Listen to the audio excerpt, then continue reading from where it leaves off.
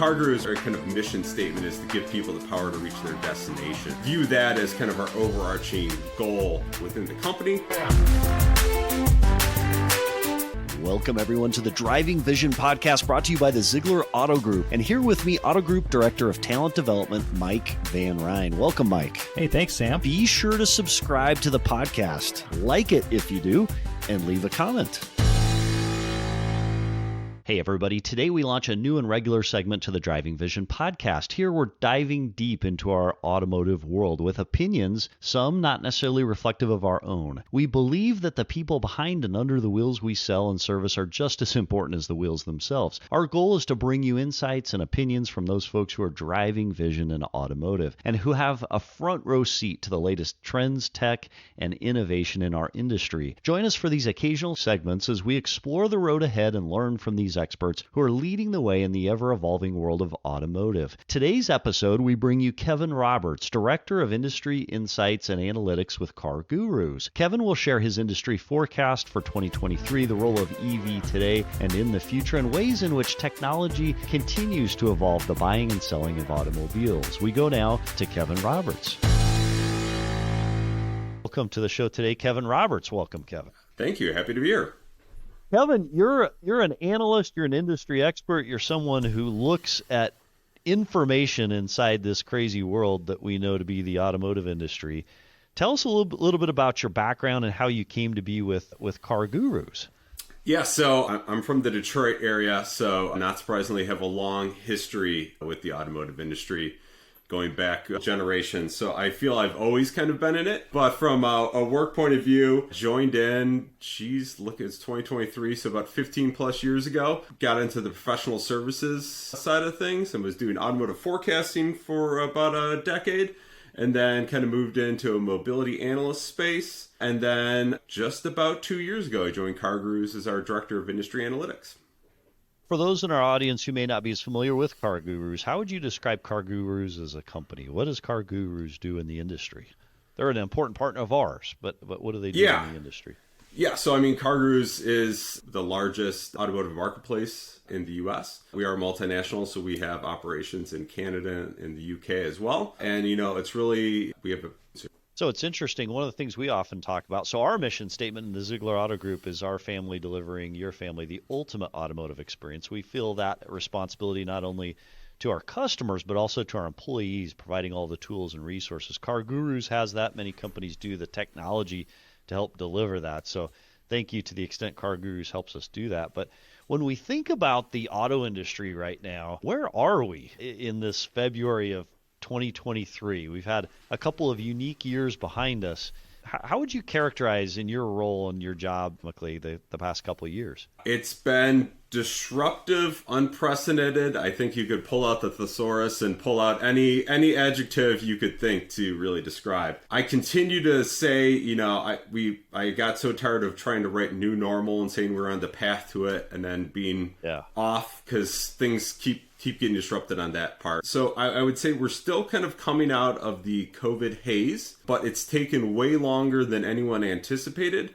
We've continued to see additional roadblocks along the way that weren't anticipated, but I think we're really starting to get on that path now. I think what's really going to be surprising is that it's not going to be an immediate snap to, what I think the industry and consumers were really used to pre-COVID level. And it's going to take us a while to get there. And that kind of destination may look different than what we were used to previously. So one of the markers or one of the benchmarks of success in the auto industry, new cars, is the SAR, right? So, and that's the seasonally adjusted rate of sales of new cars in the marketplace. That's important for a consumer looking to buy a car and for us as an auto group to selling a car. I think, 18, 19 was the SAR around 17, 16 million or so units annually. Yeah, so new sales were pretty consistently around 17 million for a large part of the last decade. As we kind of came out of the Great Recession, we got into a nice kind of plateau there around 17 million sales, and we've really kind of struggled to get back. So initially, we had COVID hit, and there was concerns about the economy and what was going to happen there, and that was the demand decline.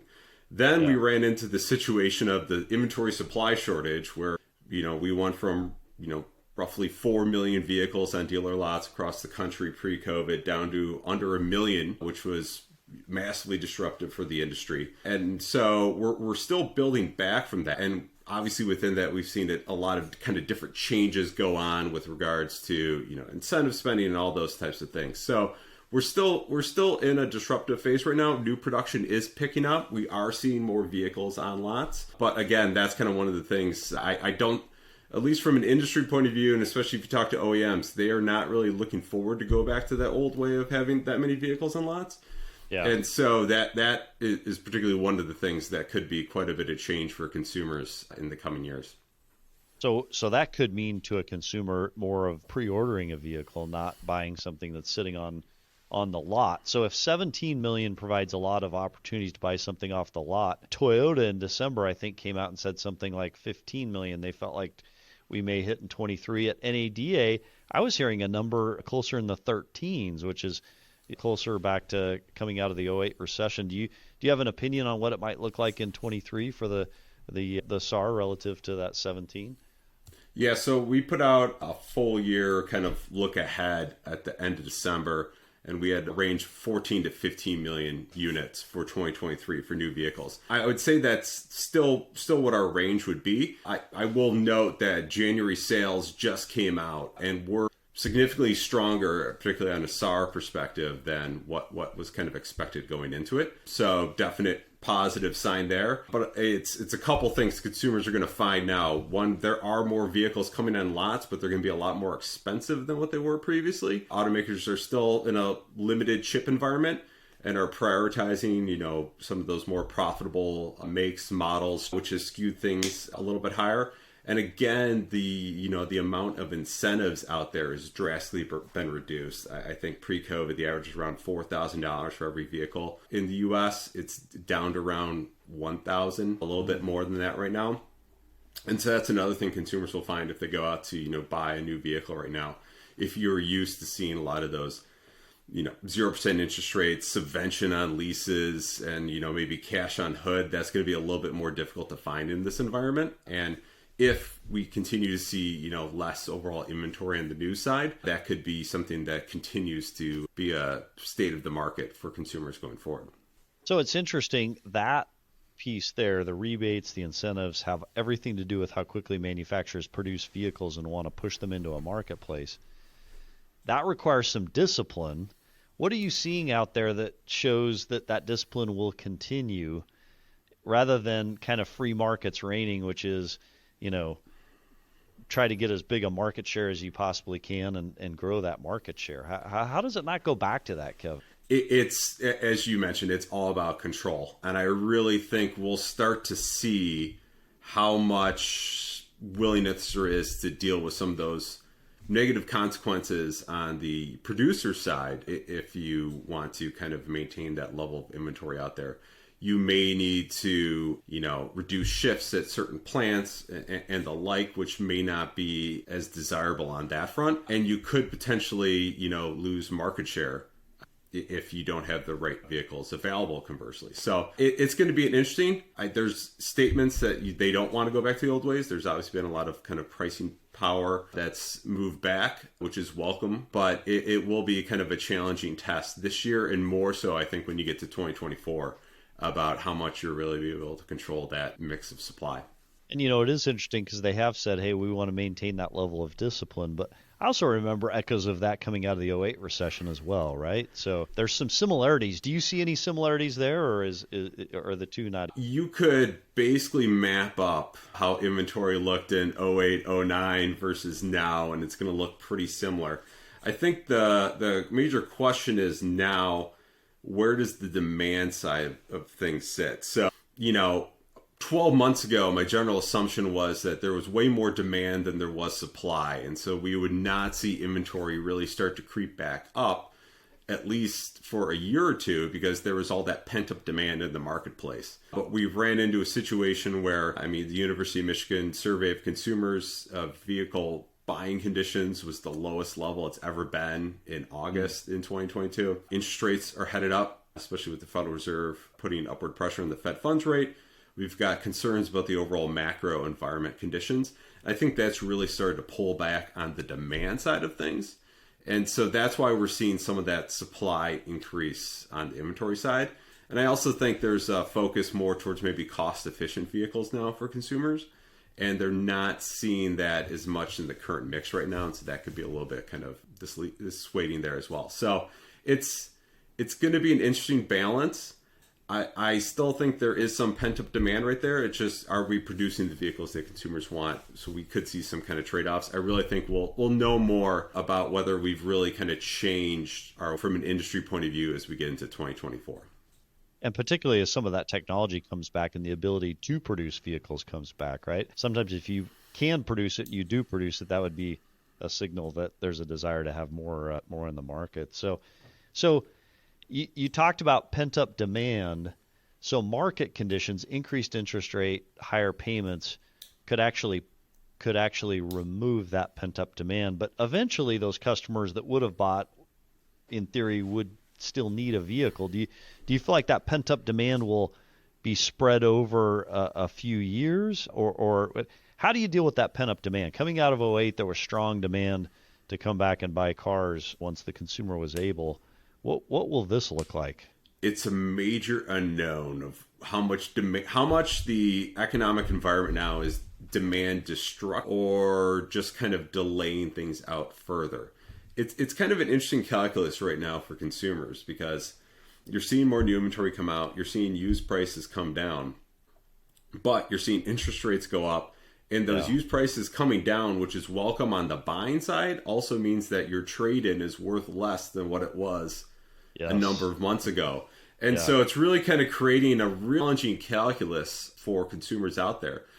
And then, we've seen a lot of great new models come into the space as well. We're seeing a lot of great new, SUVs, trucks. There's way more EV, really kind of exciting EVs coming into the marketplace. So it's a tough environment. And one thing we haven't really talked about, and this is going to be something that's going to impact the industry for years to come, is how much leasing we've lost over the past couple of years. So those are the trade-ins, right? Yeah, those are your younger trade-ins, particularly on like certified pre-owned. So if you were liking, a vehicle 2, 3, 4 years old, light mileage, those are going to be exceedingly more difficult to find over the next couple of years because, one, we have less vehicles sold, and two, the percentage of those vehicles that were leases went down as well. And so, again, if we're looking at, potential longer-term impacts, that kind of lessening of those off-lease vehicles that could come into the marketplace, I think is going to really be, a potential, roadblock for the industry and, potentially have consumers have difficulty finding the vehicles they're looking for years to come on that front. Yeah. Which actually is kind of part of the argument. If you need a vehicle, buy it now, because some of those uncertainties, the used car market, it's tough to know where that will go. Even new cars, depending on whether or not there's a lot of discipline behind production, correct? Yeah, I generally will get asked, is it a good time to buy, yes or no? And I always say it's really challenging to answer because it's highly dependent upon your situation, what you're looking for, what your timeline is. There's no really good or bad time to buy right now. Everything's relative. And so, I could say, yes, it's 100% great time to buy right now. You might be able to find some of those incentives out there on new vehicles right now. Interest rates could be going higher, so you might want to get it now and lock that in. Yes. And while the vehicle values are still higher out there, or you could say if you're looking to buy a used vehicle, maybe you want to wait 6-9 months and see if they come down further. But it's a difficult calculus any way you look at it. And so, I would say, is it a good time to buy a vehicle? Yes. But it really depends upon where you sit on that spectrum. Yeah, well said from an economist. So another interesting piece of information in the news. So Elon Musk announced a huge drop in the price of Tesla, which kind of actually surprised me by how much drama there was around that announcement. In the auto industry, in the new world, rebates and incentives come and go all the time. Pricing changes come and go. Yet, there's this sense that the EV market pricing has kind of been destabilized with that one move. What's your take on what Tesla did and how that'll impact the So as you said, we've seen incentives cash on hood for a long time period within the industry. I think what's different with this situation is that it was an MSRP cut, which we generally only see, kind of model year changeovers, and they tend not to be that end of year. They tend not to be that significant. I would say these are rather significant cuts because it was on MSRP versus an incentive. I think consumers, if you were a recent Tesla buyer, you probably took it negatively. If you were someone who was looking to buy it, you took it positively. So I think that was a little bit challenging out there. With all that in mind, I also think you have to keep in mind that the Inflation Reduction Act was passed in August, and it does have price caps with regards to certain models if you qualify for that tax credit or not. And I think there could have been some kind of interesting moves along that front with that in mind on that front. You can't, I think that might have been more of a kind of a leading shift there than anything on that front. Yet the ripple in the pond from that one change seems to be some of these other EV companies that focus solely on EV, no ICOs or ICEs. They're talking about that erasing any profitability they had. Do you think that was part of his strategy, or probably unfair to hypothesize behind it? It's difficult. It's difficult to say strategically what was the plan there. I can say that I know the Inflation Reduction Act MSRP caps are out there, and I can suggest that could be going on that front. But I will say overall we have seen a shift from EV manufacturers.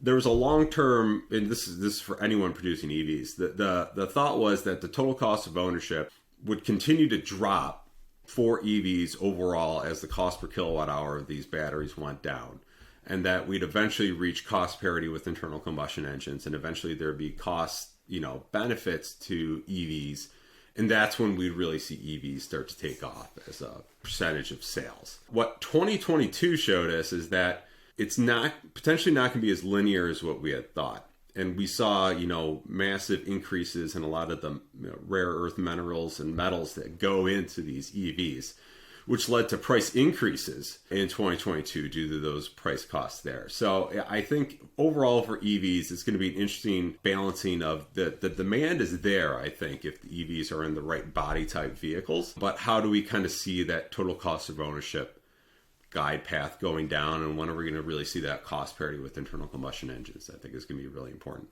And it's interesting, you see even the cost of electricity going up. So you talk about the cost of technology that goes to produce certain element or components going up and creating a challenge on cost of ownership. But the itself, and maybe even the availability, from your vantage point, you hear about some of these things that go on in Texas, California, other places where they're like, hey, don't plug your vehicle in. Is that a challenge for the marketplace as a whole, or do you think the infrastructure will catch up at some point? That is a very good question. I will let someone who's a grid expert probably weigh in more on that side. But it is going to be a potential holdback there. I know I saw stuff of people in California using, a gas generator to charge their EV, which is not a great look at that front. And anecdotally, I have friends who've had EVs, and it really seems like if it's a kind of short range vehicle, I think it's absolutely fantastic. It's that when it gets that longer range, that's when some of those kind of hiccup with regards to infrastructure, charging, all those things kind of still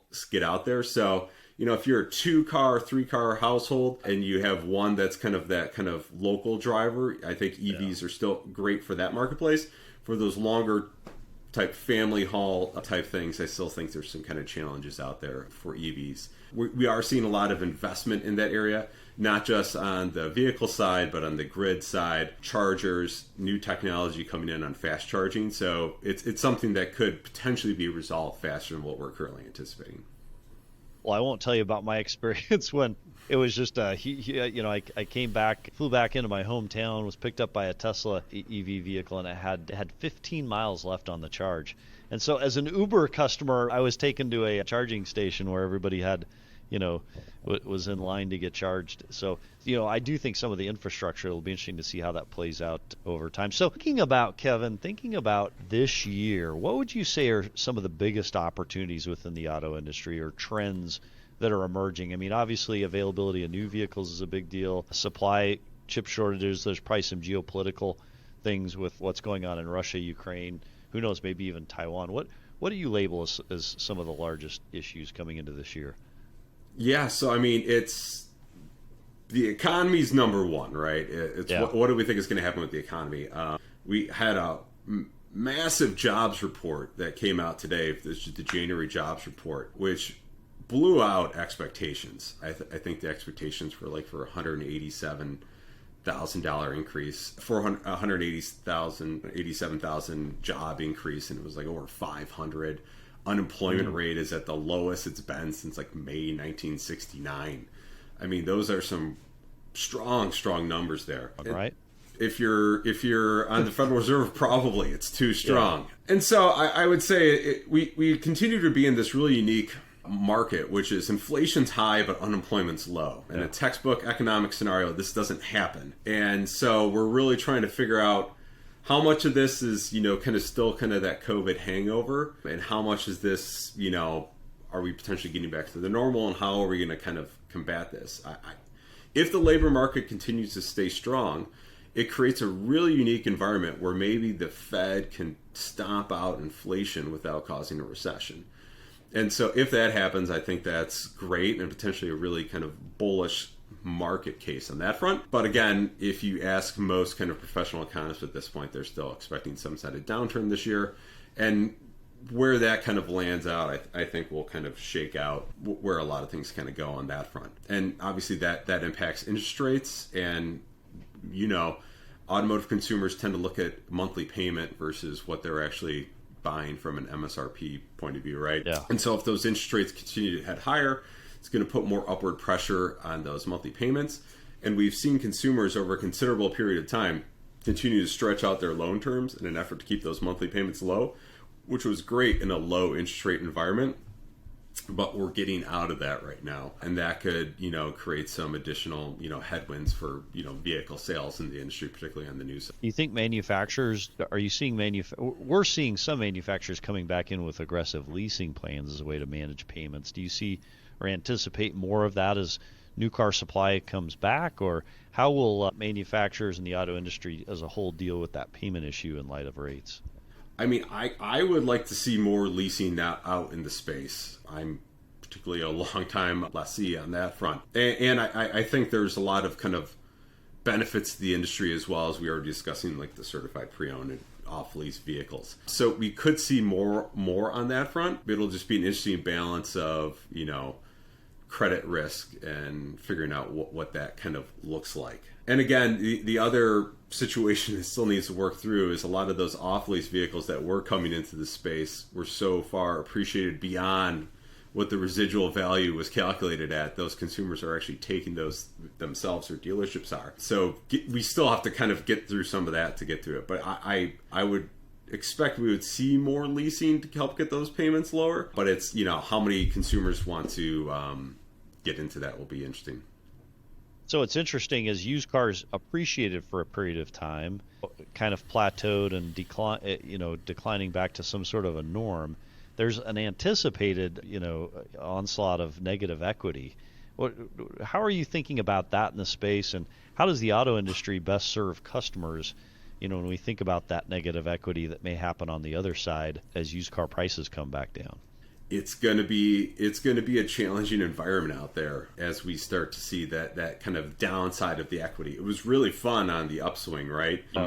Customers were excited because their trade was worth more than they ever bought it for, right? So yeah, and you would see all these stories of, my dealership called and offered me X amount, same amount, or X amount above what I bought this car for 2 years, 3 years ago, and it was all exciting. Now we're kind of on the downswing on that. And so I think that's where, especially if you see some of I mentioned the University of Michigan Consumer Survey was saying vehicle buying conditions were the lowest they'd ever been.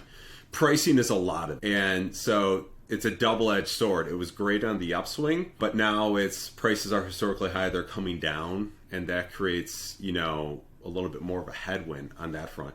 Consumers are very aware that, prices are really high, and they know that now they're coming down, and so you don't really want to, potentially take on a long-term loan for a vehicle that's going to depreciate above what you're already anticipating. So it's going to be it's going to be a difficult calculus. But again, as we were saying earlier, we don't know what interest rates are going to look like. You don't know how far those prices are going to come down.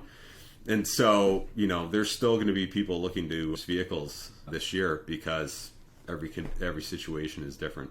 And it is interesting. Still, if you can get a good deal on a vehicle now, if it is a little bit higher interest rate, there's opportunities to refinance later when those rates come back down. Because isn't it truth that the U.S. economy, the government servicing our debt, we can't afford to have those interest rates high for a long term. When I first got into the business in the 80s and 90s, that was kind of the norm. And since 2000, we've not seen an environment like this. What do you predict or foresee in the long term on interest rates? Is there a reasonable expectation that eventually we come back down to a very low environment? I mean, I think if you take the Fed at its word right now, we're probably not going to be going back to the zero bound quantitative easing environment that we've gotten pretty accustomed to, which is pretty addictive, to be honest. Yes, it is.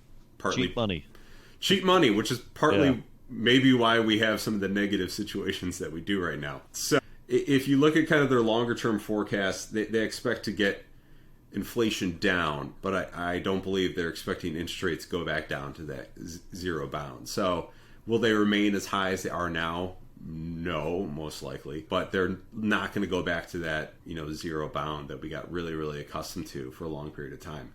So there is going to be some kind of adjustment for consumer expectations out there with regards to interest rates, and as we start to move towards, I hate saying new normal now, so I'm saying new paradigm or something like that.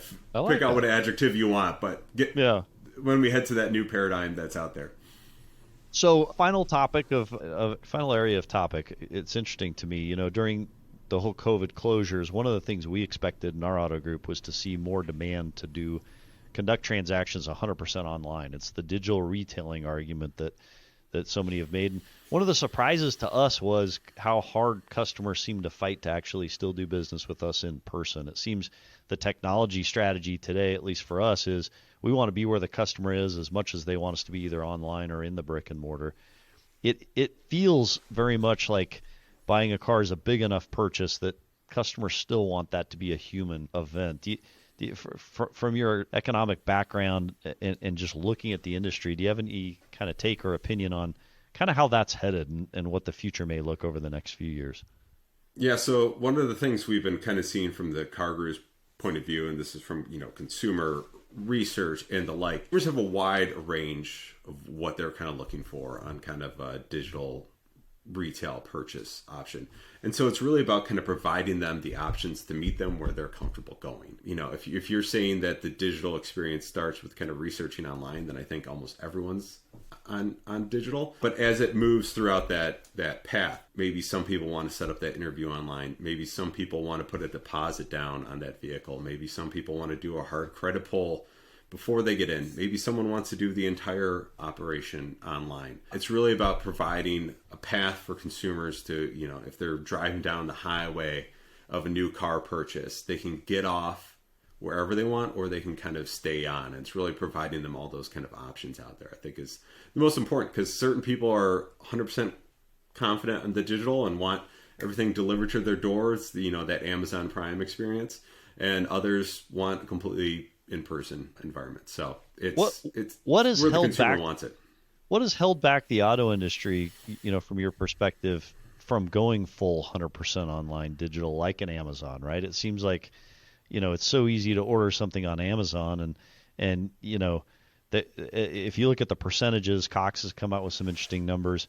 It's such less than 1% of people are actually saying, hey, I want to transact this entire thing online. Is it just the size of the purchase? Is it the complexity with all the different options? What is it from your perspective? Yes, I think it's all the above. I think it's everything all in one, right? It's what's the old line? It's the second largest purchase you make after a house. Yeah. So there's a lot of money involved, particularly on the used side. You might want to touch, feel, see, smell the vehicle before you make that purchase. Again, it's not just between the retailer and the consumer. There's also Department of Motor Vehicles and titles and transactions involved. So beyond, there's third governmental parties involved as well. And so I think if we kind of look at all those things combined, kind of a situation where some people want to do it 100%, and, can you help them meet them at that point? And then other people want various levels along the way of where they would like to go. That's a great point. Well, Kevin, we absolutely appreciate the time you spent with us today. It's fascinating to hear this industry. I've been in the car business since the late 80s, early 90s. And it's interesting, in this business, it's an incredibly resilient industry. And I always feel like we're saying, hey, this is a time that we've never seen before. And it just seems to you think about all the little periods that have been unique, the late 90s, the 2000s, the 08s, and this time frame we're in. Isn't it a truth about the American economy and this industry in particular that times of challenge actually create opportunity, and one of the challenges is finding that opportunity and then running towards it? And it's people like you and the perspective you provide that kind of help that. And I'm sure one of the reasons why Car Gurus has you there. But any comments or any feedback on why this has so much opportunity in adversity? What makes this so resilient? I would say a couple things. One, the people are great all the way down. I mean, I've interacted with everyone, OEMs, suppliers, dealers. I've been on the consumer end. I think the people in it are great across the board. They're passionate. I know, how passionate, especially in the Detroit area, everyone is for the auto industry. So that's the first thing I would say. Two, it's still a huge part of the economy, either, on its own or kind of, the larger umbrella that's out there. So that kind of revenue pool kind of creates a lot of opportunities out there for the industry as a whole. And, it's resilient from the point of view that I think a lot of people tend to look at it and go, I could fix that. I could change that. And then they really kind of discover how difficult and complicated and layered and nuanced, the auto industry is. And which shows you, how good the people are in it, that it just looks like a smooth operation and how difficult it is. So I think all of those things kind of combined kind of give that kind of resiliency and strength to the auto industry and makes it what it is. Excellent. Well, we appreciate you again being with us today, Kevin Roberts, Car Gurus. Appreciate your perspective, and thanks for being our first guest on this Meet the Automotive Press. We appreciate you being here. Thank you. A special thanks to Kevin Roberts for contributing to this first edition of Driving Vision's Meet the Automotive Press. Until next week, how are you driving vision today?